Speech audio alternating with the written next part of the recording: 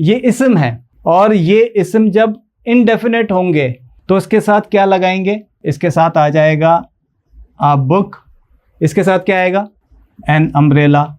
और जब ये डेफिनेट हो जाएंगे इसके साथ दी लग जाएगा, द बुक। अब इसके साथ क्या द अम्ब्रेला लिखेंगे? अगर अम्ब्रेला पर्टिकुलर कोई कलर की, किसी कलर की बात कर रहे होंगे, the green umbrella, the black umbrella या द स्मॉल अम्ब्रेला, पर्टिकुलर होगा ना। समझ आ रही है ना कि अब पर्टिकुलर की समझ आ रही है, किसी आम या एनी अम्ब्रेला की बात नहीं हो रही।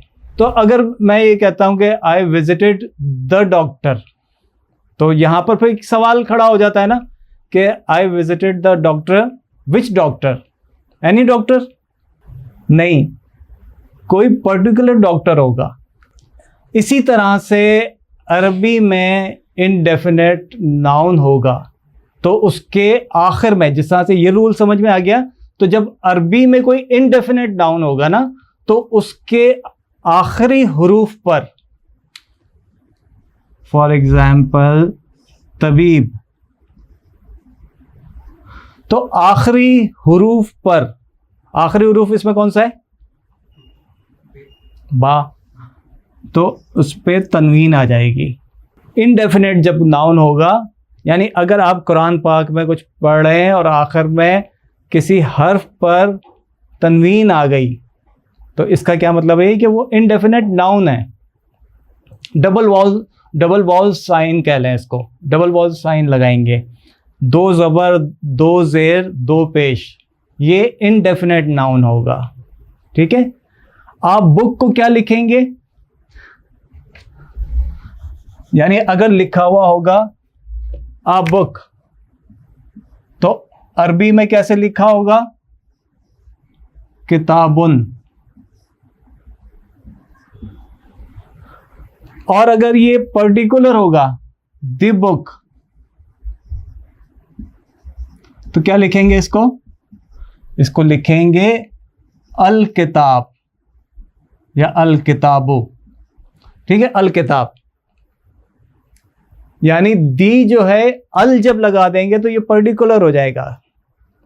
किसी भी हर्फ या कलिमा के साथ अल जब लग जाएगा तो वो क्या हो जाएगा? पर्टिकुलर हो जाएगा। ये बेसिक रूल है। अब आप ये अंडरस्टैंड करने के बाद जब कुरान पाक पढ़ेंगे तो आपको समझ आती जाएगी। ठीक है। अच्छा, अब अगर मैं लिखता हूं, देखिए ये समझ में आ गया ना, तनवीन लगाएंगे या डबल वॉल साइन लगाएंगे। अब अगर मैं लिखता हूं,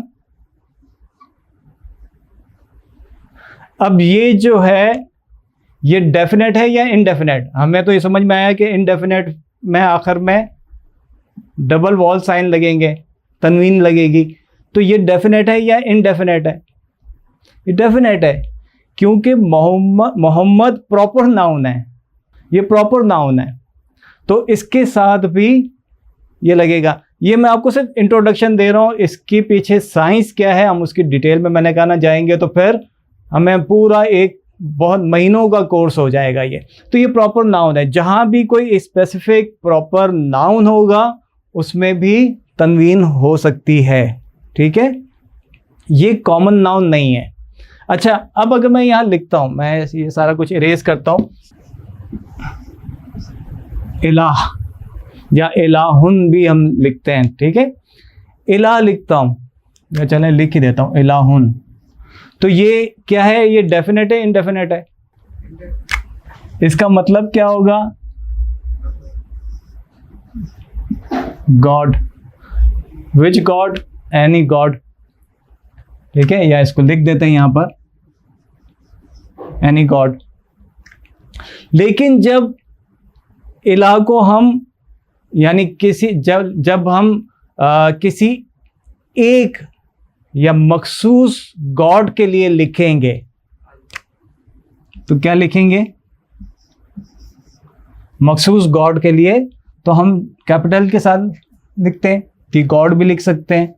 ठीक है, तो इसको हम क्या लिखेंगे? अल इलाह। अल इलाह। जब अल इलाह लिखते हैं तो फिर द गॉड लिखेंगे ना, तो आप जी कैपिटल जैसे द गॉड। अच्छा, अल इलाह को हम जब लिखते हैं तो किस तरह से लिख देते हैं कि अल और इलाह को मिलाकर लिख लेते हैं, तो हम लिखते हैं अल्लाह। क्योंकि अल और ये लाम को मिलाकर फिर हम अल इलाह लिखते हैं। तो अल्लाह का मतलब क्या है? अल इलाह। ये बाय द वे मैंने आपके साथ ये शेयर कर दिया, ठीक है। तो ये अल्लाह लिखा और पढ़ा जाता है। तो आपको definite, indefinite, proper noun, common noun, यानी इसमें मार्फा जिसको ख़ास नाम कहते हैं, इसमें नकरा, आम नाम की पहचान समझ में आ गई। तो आपने इसमें मार्फा अगर कहीं पे सुना कि ये इसमें मार्फा है, तो आपको फ़ौरन समझ में आ जाएगा कि ये पर्टिकुलर या प्रॉपर नाउन है ये, या डेफिनेट नाउन है। और इसमें नकरा आप सुनेंगे तो फिर ये क्या है? इनडेफिनेट या ये एनी कॉमन नाउन है। तो ये आम नाम की और ख़ास नाम की आपको पहचान समझ में आ गई। इसमें मार्फा, इसमें नकरा।